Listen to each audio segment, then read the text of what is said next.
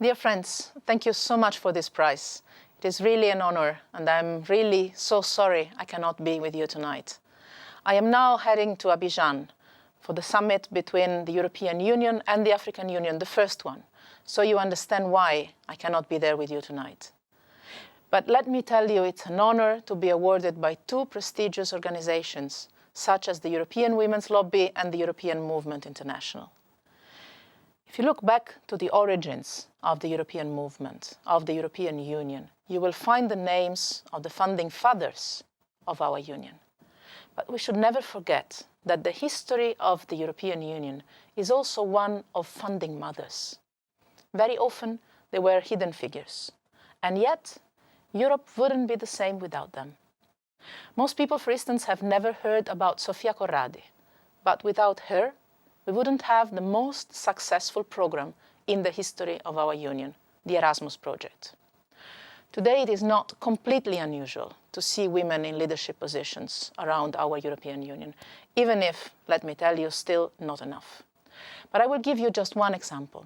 A few months ago, I launched the idea to take a big step forward towards a European Union of Security and Defense, launching the new permanent structured cooperation among member states, historic moment. And it was 4 defense ministers who responded immediately to my proposal. Roberta Pinotti, Ursula von der Leyen, Florence Parly, and Maria Dolores Cospedal.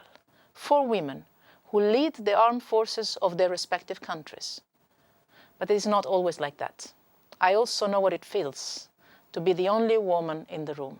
And it still happens quite often in the world and in our European Union, because none of our countries has achieved true gender equality yet.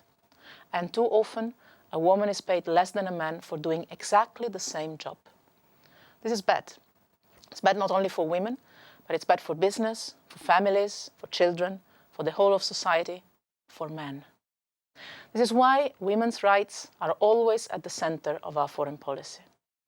I'll give you an example. Last September, together with the United Nations, we launched a new initiative called Spotlight. It has an unprecedented budget, €500 million, to eliminate violence against women and girls around the world.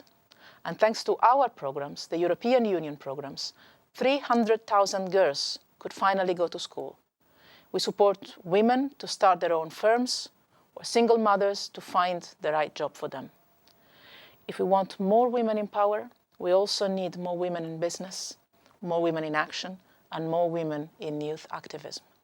So I would like to thank you for this prize, but also for giving a voice to some extraordinary women from all walks of life. They are a source of inspiration for all of us and for myself personally. Thank you all.